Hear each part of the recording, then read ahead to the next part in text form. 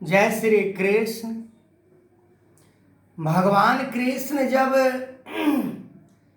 बाल रूप में ग्वाल वालों के साथ जब वन में गैया बछड़ा को चराने जाते थे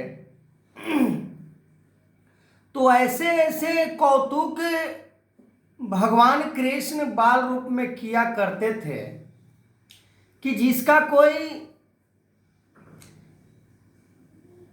अंदाजा नहीं लगा सकता है। ब्रह्मा जी के द्वारा बछड़े को ब्रह्मलोक में पहुंचा देना, फिर भी किसी ग्वालवाल को महसूस नहीं होना कि मेरा बछड़ा वही है कि दूसरा है। सबसे पहली बात तो कि वो लोग को पता ही नहीं चला था कि कोई हमारा बछड़ा को लेकर गया है, क्योंकि सेम वो जस्टिफाई कर दिए, दूसरे वैसा का वैसा जिस कलर के था, जिस रंग का था, जैसा मुंह ढांचा सभी को था, वैसा ही भगवान कृष्ण कोल भील जब वन में जाते थे तो वो लोग भी खुश हो जाते थे। वो लोग के चेहरे पर मुस्कान आ जाता था, खुशी आ जाता था। ऐसे मनमोहक सूरत भगवान कृष्ण के बाल रूप में जो था कि देखकर भी लोग चकित हो जाते थे कि ये कैसा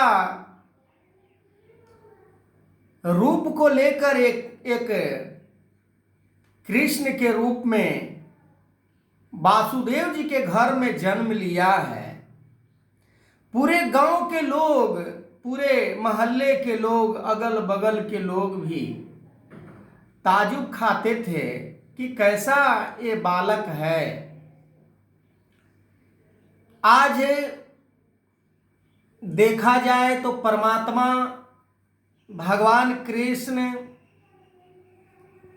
ये दो चार नहीं है, एक ही परमात्मा समय समय पर रूप को परिवर्तित करके ये संसार में अवतरित होता है और अपने रूप को, वास्तविक रूप को छुपाकर भौतिक माया के आवरण को धारण कर लेता है, पर किसी को पता नहीं चल पाता है कि ये परमात्मा है कि साधारण सा इंसान है। पर जो ज्ञानी भक्त होते हैं, जो सज्जन पुरुष होते हैं, वो तो पहचान ही लेते हैं कि ये कौन है। ये परमात्मा निराकार, इसका दर्शन होना बड़ा मुश्किल तो है ही, पर इसको देखकर इसके ऊपर विश्वास कर लेना, इसके साथ घुल मिल जाना, इसी को सब कुछ मान लेना, ये बहुत बड़ी बात है। परमात्मा की प्राप्ति आज के दिन में बहुत लोगों की हुई है, पर विश्वास नहीं हो रहा है कि यही परमात्मा है, क्योंकि हमारे मन में कई प्रकार के वो बात चल रहा होता है। सांसारिक कई तरह के सिस्टम से जुड़ी हुई बात, संसार में उन्नति से जुड़ी हुई बात, संसार में यश मान अपमान से जुड़ी हुई बात के कारण हम इस परमात्मा को नहीं समझ पाते हैं कि यही परमात्मा है। जिस दिन ये परमात्मा के बारे में हम पूर्ण रूप से जान जाते हैं तो फिर संसार में किसी प्रकार के कोई गलत कर्तव्य कर्म नहीं हो सकता। हम फिर संसार में उसके लिए नहीं भागेंगे जो नाशवान है, हम संसार में उसके लिए नहीं जिएंगे जो हम इस जीवन में उपभोग करते हैं।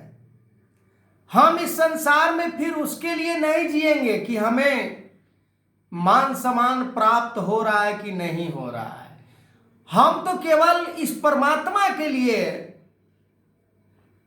स्थूल शरीर में जीते हैं। जब इस परमात्मा की प्राप्ति हो जाती है तो फिर दुनिया के कोई भी किसी प्रकार की इच्छा उत्पन्न नहीं हो पाता है। जब तक हम इसको नहीं जानते हैं तब तक ही हमारे मन के ऊपर माया हावी होता है, संसार हावी होता है। संसार के विषय हमारे मन के ऊपर बलपूर्वक अपना डेरा डाल देता है।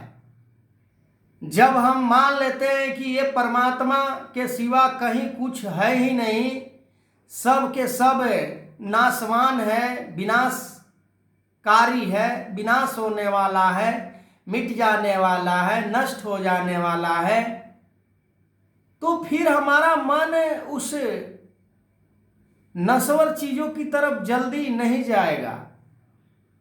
तो आगे मैं इस वीडियो को कंटिन्यू करूंगा। तब तक के लिए जय श्री कृष्ण।